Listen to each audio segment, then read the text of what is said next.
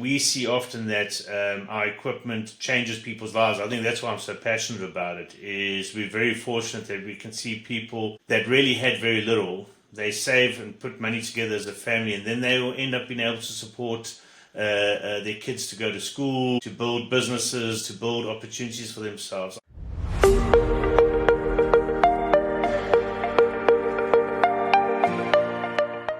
Hello everybody, and welcome back to another great episode of the Leadership Lens. Today we have a wonderful guest with us by the name of JJ. I'm not going to go ahead and try and pronounce the whole thing in the hopes of not butchering it too bad, and he's given me permission just to introduce him as JJ. But JJ and I have been friends and acquaintances for a couple of years now, and very much appreciate him taking some time and being on the show today. Incredibly interesting background, doing some really amazing things on the global stage within corporate America. So I'm excited to dig a little bit into that. And just for a little bit of background here, JJ is the president of emerging markets at Wood-Mizer, which is the world's largest manufacturer of portable band sawmills and a wide range of wood processing equipment sold in over 120 countries worldwide. So again, thank you very much for being here. If you wouldn't mind, I'm going to jump right into kind of the main question, and that is for people who don't know what the president of emerging markets means. Would you mind just giving us a little bit of background on kind of what exactly you're responsible for over at Wood-Mizer? Perfect, Taylor, and thank you so much for having me. Yeah, so President of the Emerging Markets, I'm responsible for looking after Africa, Asia, and Oceania. Oceania is not typically seen as an emerging markets area, but it's an area that we consider underdeveloped in opportunity, so we've put that under my responsibility. So I oversee our own entities in that region, seven branches and operations, and then 45 dealerships. Spanning Asia, Africa, and Oceania. That's impressive. So as somebody who has all these different locations, you live in the Midwest here in the United States and have for some time. I mean, just right off the bat, how do you go about managing all that in kind of a remote environment? Are you traveling all the time? I mean, there's all these time zones. How do you even kind of keep your head on straight with all the different areas you're responsible for? I think, I get up very early in the morning and I have busy evenings as well, but I do travel extensively. So what I try and do is get into the regions, go see the team and visit customers and visit our dealers. But I'll be out probably a minimum of once every 2 months. I'm in a different region around the world. Has the travel airline stuff messed with you too bad that we've had here recently? It's been interesting, to be honest with you, but you become a seasoned traveler, kind of going to travel mode where you kind of think about just getting to the destination, whatever it takes, you're going to get there. Traveling is like everything. You become hardened to it and you learn how to handle all of these challenges. Well, I know you spent some time in Africa, and not just some time, quite a bit of time, and that's one of the emerging markets that's under your umbrella today. Can you just give us a little bit of background as to kind of how you got involved in Africa, what you were responsible for then? I know you like to do a lot of talent development and whatnot, which we'll kind of get into, but just tell us a little bit about your background of working actually in Africa and about what that experience was like. I don't think too many people that are going to be watching this maybe have even never been to Africa, but certainly have not worked within Africa. So I think, I am a South African, so I was born in South Africa, grew up there, but I really kind of moved my career forward by becoming one of Wood-Mizer's customers. I originally worked for the dealership in South Africa, and then I decided to go and open my own entity in Zambia, which is in Central Africa. So I started my own sawmilling business and a joinery factory manufacturing doors and windows, and also had a farm. What people don't realize is Africa, how big Africa is. When you look at the world map, you think, it's the same size as the United States. Well, actually, the United States fits into Africa with Western Europe and China. So it's an enormous continent. I always talk to people about it needs respect. It's not a dark continent. There are no people that aren't business people in Africa. Because of the lack of support from governments, there is a big focus on everyone having to have the ability to make money. So you're dealing with people that are very business focused. Our smallest sawmill that we sell that is seen as a hobbyist sawmill here in the United States or in Europe is seen as a business opportunity.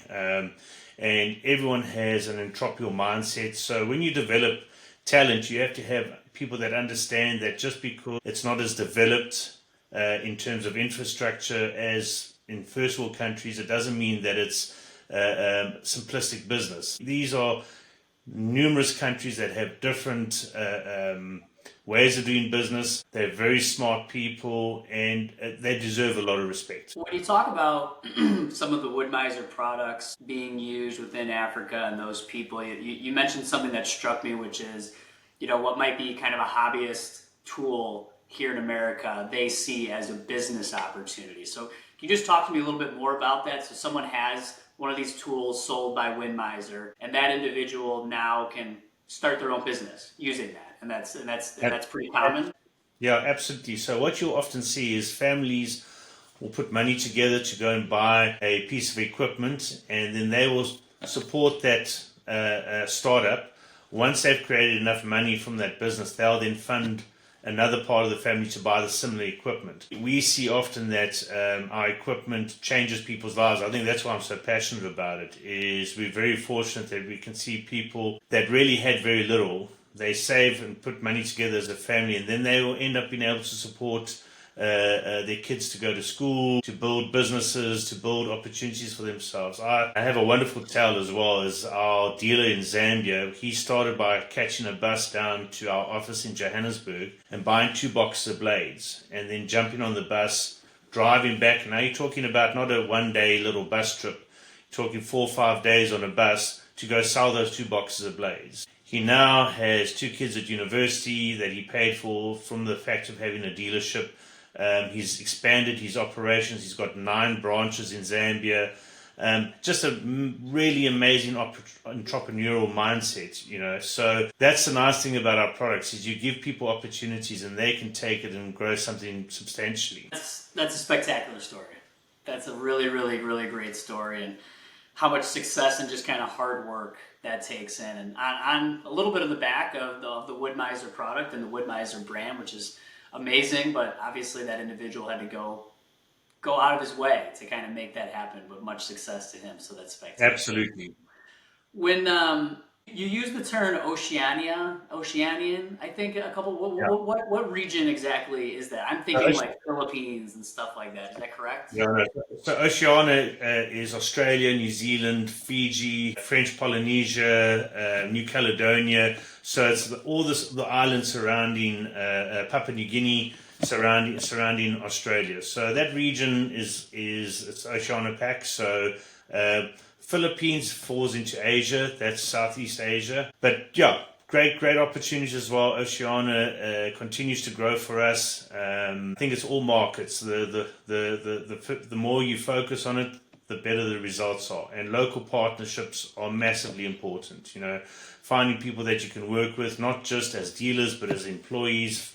Finding local talent is massively important, and we've been very fortunate with that in Oceania. So you've got these different regions, these different cultures. Obviously, you're quite familiar, or at least much of what's in Africa, but some of these other areas where maybe you haven't spent an enormous amount of time living for years and years at a time, and really getting to be super intimate with a lot of the people. You're doing these trips and whatnot, which I understand, but one of the things I talk with my clients a lot about is just culture fit of the talent and how important that is. And you being someone who's leading a lot of these businesses overseas, you may not always come from the same culture that they do. So how do you bridge that gap, and how do you speak to different cultures appropriately in a way in which they'll respond positively to and be fully understanding of? How do you have to change your mindset, or even just your way of speaking?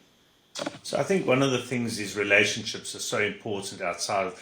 They're important in the United States, but I find in the United States everything kind of works. You don't have to rely on people as much as you do outside in the markets that I work in. So relationships, local relationships are really important. So I think if you go in with a level of respect, you need to do your homework to understand, what the local culture is. As simple as how you hand a business card out in Japan is massively important.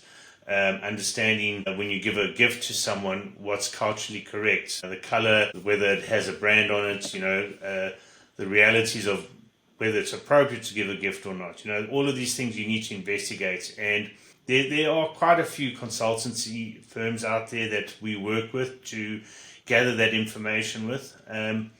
But what I find is industry is small. If you start just talking to people about, hey, I'm thinking about doing business in the Philippines, for instance, you'll find that there's a lot of people wanting to do the same thing, set up business, that know people that you can then get some information on to decide how it's best to go into the market. But I think respect is honestly the most important thing. If you go in with a respectful attitude, people will forgive you for many of your smaller sins. So I'm trying to kind of narrow this down a little bit as to what maybe like a core principle of working internationally would be. And as someone that doesn't work internationally, this is a little bit of a new kind of world for me. I mean, would you say that just generally respecting people is the best kind of core business process that you can have to working internationally? Or, do you really need to go out and understand the culture more deeply? Or can it just be narrowed down to respecting those people? I think, having an open attitude to different cultures is massively important. That comes down to respect. So I would say yes, respect. But, I even think about a meal. If someone invites you for a meal on a business trip overseas, you need to understand that you're probably going to be challenged in terms of what you're going to eat. But if you are open to trying it and being respectful to the fact that they've making this effort for you, good things will happen. I always think of, I was in Cameroon and we were in the middle of deep in the jungle, and there was a radio host that had come to see our do the installation, and they went, Africa, there's a lot of poor people, so the hunt for protein is a big deal. And these people went to huge effort to make this meal for us, put a table out for us. Frankly, the food, I didn't know what I was eating, but the fact that I sat down, I did my best, but they could see that I didn't know what I was eating, and I just followed suit to what people were doing. It went a long way in terms of them being open to doing more business with us. So having an open attitude and respecting the fact of the effort that people put in, I think goes a long way. Switching gears a little bit here. Also, that's a great story. My parents instilled in me at a very young age. I'd go, I don't want to try that, I don't want that. They'd go, just take a bite, just take one bite, and then you can decide if you like it or not. And exactly. More often than not, I didn't like it, but that really stuck with me, and now I pretty much try everything at least once, no matter what it is. But what would you say from an international, global footprint business like your own, and one that you are so intimately involved with, what is one of the most difficult or challenging things today in running a multinational global organization? So I think there are a number of challenges. Logistics at the moment are a massive challenge. With the current political situation in Europe is having a major impact in terms of freight movement around the world. So having to plan to make sure that you've got the right stock in the right place at the right time is a massive issue. And then, perception about where the economies are going creates instability, and people get very concerned about investing. So no business likes instability. So creating a situation where you can react to markets changing is a big challenge. One of the nice things about being a global corporation is what we say is where the lights go out in one place, the lights go on in another place. It's very seldom that you'll have the whole global economy shutting down in one go. So the benefits of being in so many countries is that you have opportunities in markets where things aren't cooling down. The other side of that is it's very difficult to manage. You have forex variances, you have political challenges. Not all countries are as stable as the United States. So there are many variances there that create challenges on a day-to-day basis.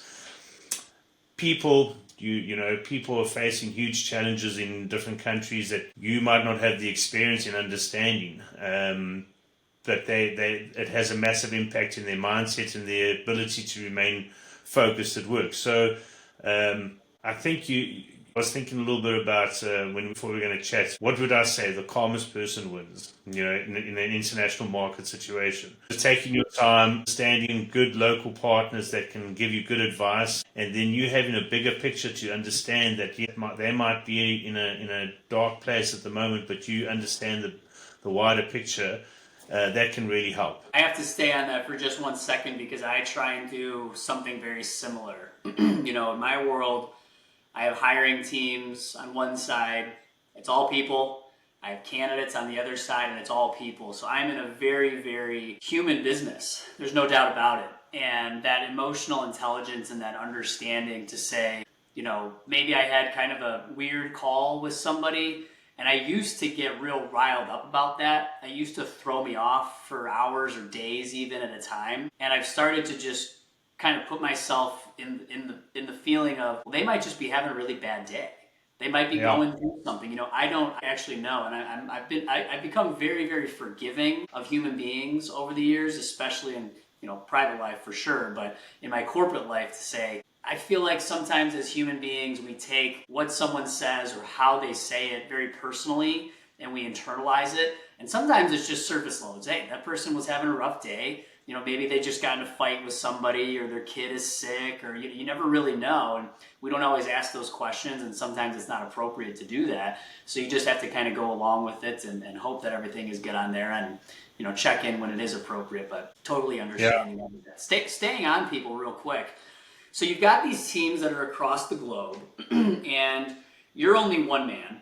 You can't have hundreds of, or thousands maybe, even of direct reports. You need to have leaders that are on site in these different locations that are managing the day-to-day. Now, in your role, these are different cultures, these are different people, there's all these kind of different, you know, aspects for you to manage. When it comes to hiring managers, leaders, whatever the case may be, how much leeway do the on-prem professionals have in making that decision versus you or maybe other people that are in America, in Indiana? How much leeway do you have in those hiring decisions? Does it come down to an interview process and they say, hey, JJ, this is the person we like the most? Or do they come and say, these are our two people, you make the decision on the one you like more? What's that process look like? So I think I've been very fortunate that we have developed an amazing team in the emerging markets group, and I trust my management team. So I like to meet every employee that we hire. To be honest with you, we're not big enough that I can't be involved in that. And, you know, our culture is very important to us. So I don't believe you hire the best person, you hire the right person. And I know that sounds counterintuitive, but you've got to have someone that's going to work well within the culture and well within the team. We as a leadership group talk about focusing on making decisions together. You know, sometimes at the end, the most senior person has to make the decision, but I feel very comfortable that they will give me enough feedback that I can ask some questions, and if I feel comfortable that they've gone through the process correctly, and we have a pretty stringent process in terms of hiring people, I will leave the final decision with them. That's great. What do you miss the most about living in Africa? Oh, well, at the moment it's the weather, because in December it's our summertime. So typically in December I would be on the beach for Christmas Day. But you know, I have to say we've been very blessed to move to America. I keep telling everyone, for a lot of people around the world, moving to the United States is a dream, so I never take that for granted. What I miss the familiarity of understanding all of the sports. I'm a rugby player, so football I kind of get, but I don't get it completely. And then, you know, the familiarity of knowing where to go on holiday and the friendship circles. But again, we've been very fortunate to make some really amazing friends here. Happiness is a choice. You can decide to be looking backwards, or you can decide to look forward. So we always feel like we've gained more than we lost, and I'm very fortunate that I can travel back to South Africa for business, but I can always get in to get one of the bits of food that I miss, or the friends that I haven't seen. I can pop in and see them while I'm on a business trip. Well, I work with some international businesses, and a lot of the ones that I work with, America is actually not where corporate sits. They're in one of the, you know, different markets, if you will. And it's not a crazy amount of time. A lot of them allow their individual countries or regions to operate independently, but there are times in which the corporate entity will make a decision that has to be followed throughout all of the areas within the business and all of the countries. When it comes to communicating those decisions, which, sometimes are welcome, sometimes they're not so welcome because it's going to change operations and the way things go. Is there any best practices that you have for communicating that to the other regions to say, hey, we understand you, we heard you, but at the end of the day, this is what has been decided by corporate and we would like to progress, and, all in all, it's your job to fall in line, but you want to say that in such a way that they feel respected and everything else. Do you have a playbook for that or anything you like to keep in mind? So I think it depends what the message is. If it's serious enough, sometimes it entails you going and having the conversation face to face. So I think the severity or the importance of the message, sometimes, we have a new CEO, and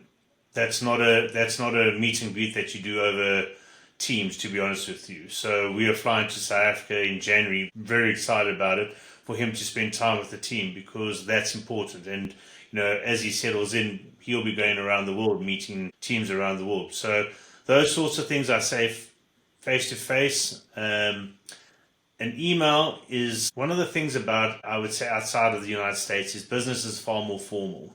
Even not necessarily in dress code, but in terms of just positions count, titles count a lot, and they're very, very important.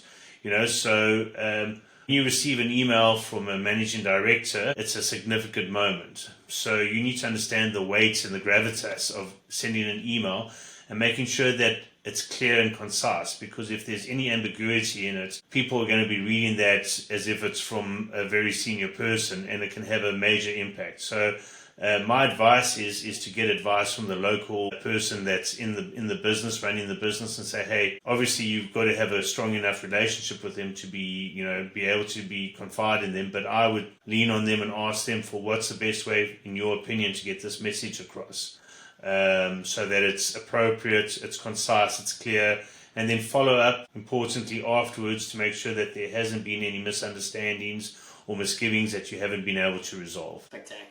Well, some really, really great advice. You've got a highly, highly interesting profession and role within Wood-Mizer. They're very, very lucky to have you. I'm lucky to have you on the show today. So again, I appreciate you coming on. I look forward to staying in touch moving forward. And again, thank you for your time. Taylor, thank you so much. Have a great day. You as well.